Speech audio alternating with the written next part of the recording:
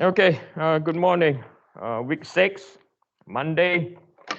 We're still going to carry on the example on longitudinal shear of a beam section.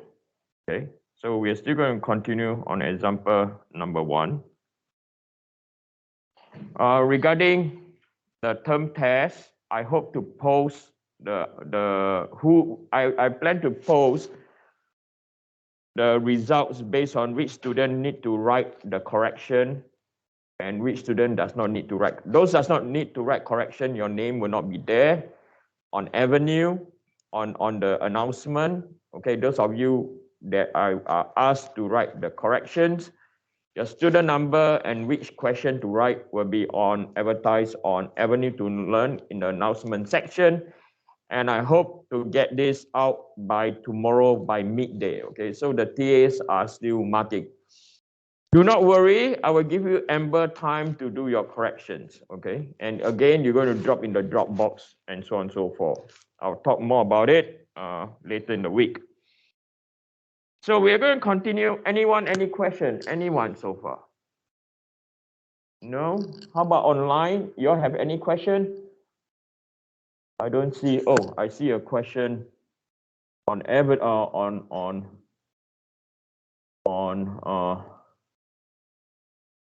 oh, yep, okay. Right. It was not a question. Okay. So I'm going to continue. I did not get to finish. So on this example, just a quick recap. Okay. We are tasked to find the value P. And there are 3 modes of failure that is possible. Okay.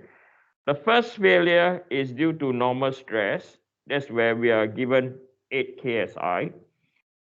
And then the next one is we are given 3 kilopascal for maximum shear stress. And then the third one is the failure due to the fastener, where there's space at 6 inch and 600 pounds. Okay.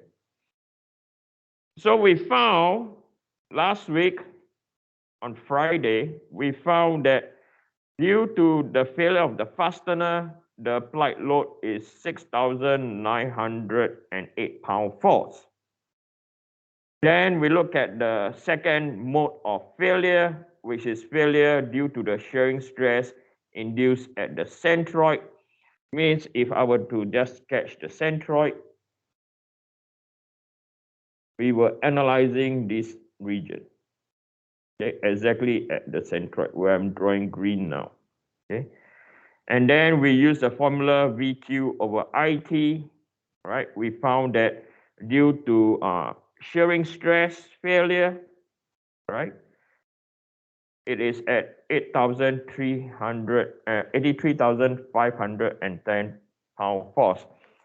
It's expected, right? When I finish off what they mentioned, that failure is always weakest at the joint, yes or no?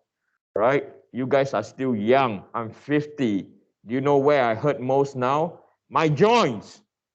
Okay, not my bones. My knees, okay, my ankles, my hips are hurting like crazy. Okay, why? Because there's failure likely to what? Occur. You guys have heard of hip replacement, right? You guys have not heard of leg replacement, have you? No, right? There you go, or shin replacement or whatsoever. Right. So we are going to look into the the last mode of failure. Okay, I'm going to copy the image, the diagram over here. And the failure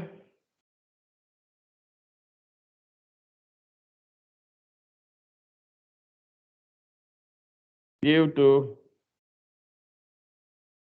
bending moment.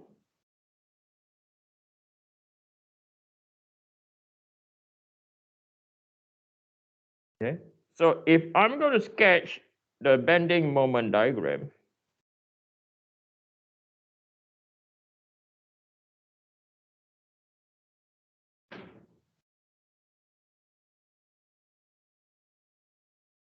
okay, if I'm going to sketch the bending moment diagram, and this is X, this is moment, this is 0, this is 4 feet, at midway, and this is 8 feet. Okay. We are going to see the maximum at 4 feet. Can anyone tell me why? If we don't apply formula, any of the formula, can anyone tell me why the failure will be at the center of the beam? Anyone, please?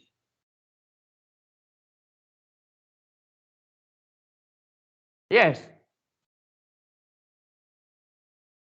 Yes, that is the furthest distance, and also it's at this point where what? Failure will occur. Why? If we have a ruler, right? If we have a ruler, if I have a ruler, I thought I brought my ruler. Hold on. Maybe not.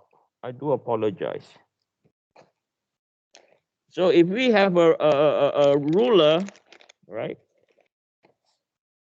or a piece of paper, right, if I were to push the load down, right, the highest deflection will be at the center, yes or no?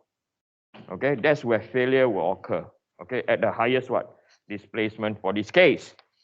Or if you look at the ruler, if it's a ruler, it's going to be the same thing, okay? So now, we have to now calculate Mmax. Okay, we have to now determine Mmax. Now, why do we need to determine Mmax? Because now we are going to apply the formula where stress in the x direction is equal to moment at z, about z max, over izz multiplied by y. Okay, so I will change to be more specific. We're going to find mz max. And mz max is equal to what? So the load at A and B are P/2 because of symmetry loading and symmetry geometry. Okay, i.e. the loading condition at the left and the right are the same. The geometry are also the same. Okay, so the moment will be equal to P/2 multiplied by perpendicular distance. So 4 multiplied by 12. Why multiply by 12 is we are going to convert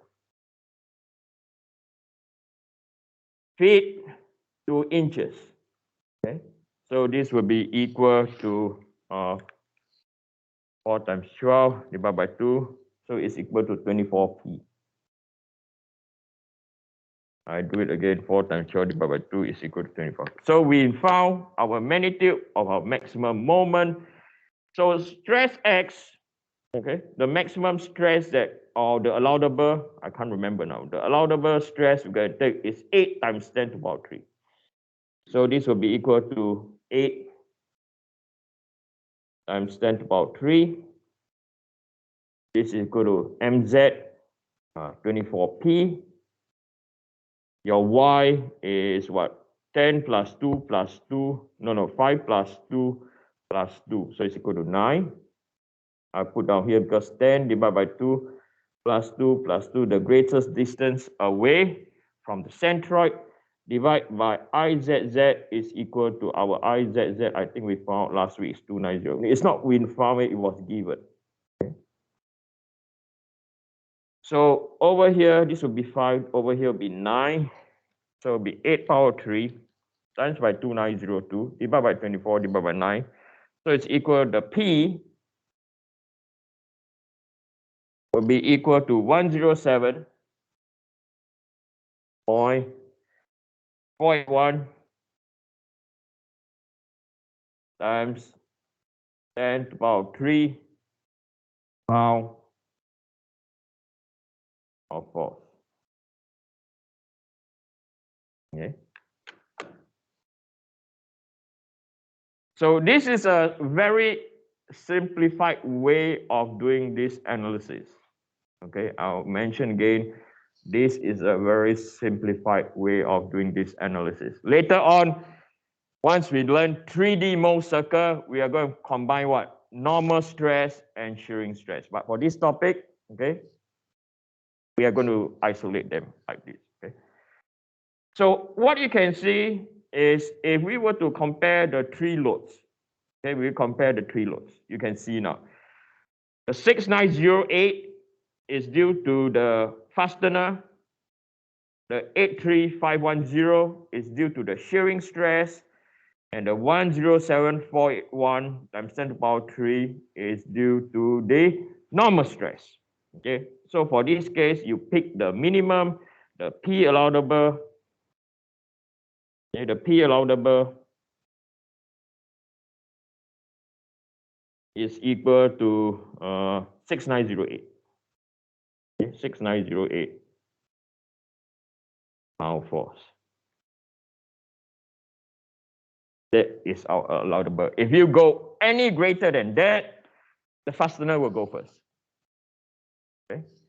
So some of you will say or will ask, what can we do or what can you do to carry a higher load? So one of the solution is the what? Spacing. Okay. Put your spacing closer. Right. Then you can withstand what? Higher load. I've done 3D calculation quite a bit for landscaping company. Okay. This is what they need, especially when they need to put an outdoor kitchen on their decks. Okay. So I usually don't charge them in return. Some of them cut my lawn for 2 weeks, for example. Okay. So yeah, they're trying to make a living. And these are knowledge that they don't have. I don't think I'm going to charge them a lot of money out from this anyway. But you can do it now. Okay. So next time when your dad asks you to, son or daughter, help me build a deck, okay, it's not just putting the stud in, okay. What's the spacing of the nails that you're going to use? There you go. Okay. Right. Let's look at another. I'm going to build up the complexity of the analysis. Okay. We're going to do an example like this first. Okay. Now, all these are on Avenue. You can get all these figures and questions. Initially, I looked at these questions. I also got scared. Okay, initially, but I'm trying to make you not so fearful of questions like that. Okay, especially when we have the rules. Okay. Okay, this question, example number 2.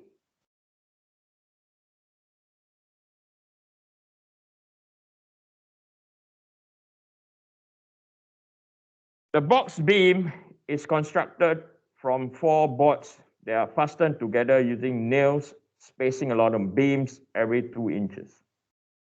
Each nail can resist a shear force of 50 pounds, a shear of 50-pound force. Determine the greatest V that can be applied to the beam without causing failure of the nails. So this question only want to do failure of the nails. Okay. So what I'm going to do now is, as I said, I'm not going to make you find second moment of area, or I'm not going to find second moment of area. That is very easy for all of you to do. You guys are all expert. But I'm going to sketch this out. Okay.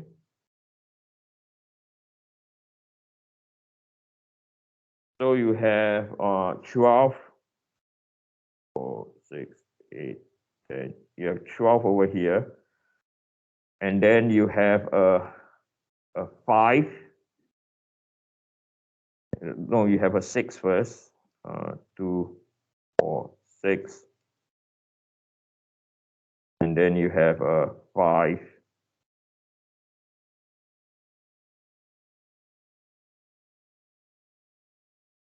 So this is how your beam will look like.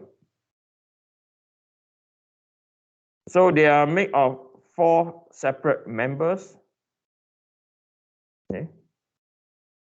And over here, we are going to put fasteners or nail in this region.